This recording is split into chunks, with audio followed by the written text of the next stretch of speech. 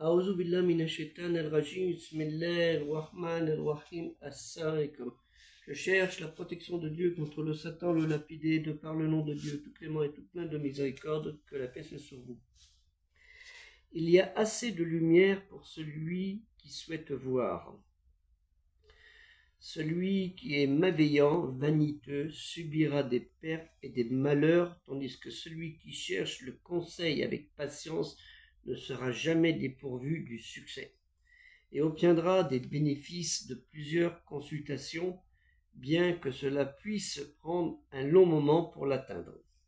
Bien que la mort ne soit jamais très lointaine de la courte compagnie commune avec ses proches, donc, croyants et croyantes, je vous invite sincèrement de prier, d'implorer avec dévotion Dieu, Allah Ta'ala, lui le Très-Haut, exalté soit-il, et vous ne serez pas dépossédés de l'acceptation de vos demandes. Repentez-vous des intentions déshonorantes de vos actes. Dieu le Très-Haut, Allah Ta'ala, exalté soit-il, selon sa décision, dans sa mansuétude, ne vous refusera l'acceptation de votre repentir. Celui qui s'est corrigé par ses péchés ne sera pas exclu du salut. Celui qui remercie avec amour et crainte Dieu, Allah Ta'ala, exalté soit-il, pour les bienfaits et les bontés qu'il nous offre, ne lui sera pas refusé dans son augmentation. Celui qui prend compte de ses imperfections gagnera toujours par cela, et celui qui est indifférent à leurs égards souffrira toujours.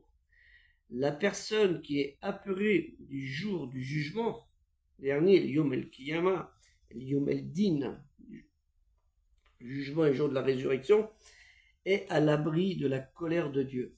Il faut avoir la crainte et la peur de ce moment du jour du jugement, al Yom el-Kiyama et le Yom el-Din. Ce qui est important. Et celui-là, il sera à l'abri de la colère de Dieu. Celui qui prend des leçons des événements de la vie acquiert la vue. Rappelez-vous ce que je vous ai dit, il y a assez de lumière pour celui qui souhaite voir.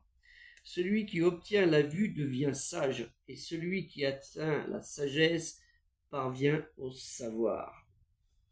Allah Ta'ala, Dieu Très-Haut, exalté soit-il, nous dit dans la sourate 17, Al-Isra, le voyage nocturne, dit aussi Bani Israël, les enfants d'Israël, de Jacob, Yacoub, descendance de Yacoub, au verset 36, n'affirme rien dont tu ne sois sûr, car il sera demandé compte à l'humain de ce qu'il aura fait de lui, de la vue et du cœur, naturellement.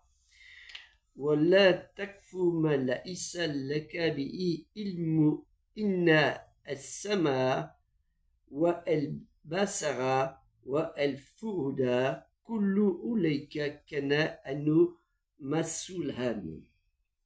Que la paix soit sur vous, assalamu alaikum. Méditez bien sur les paroles sages d'Allah Ta'ala, lui le Très-Haut, exalté soit-il.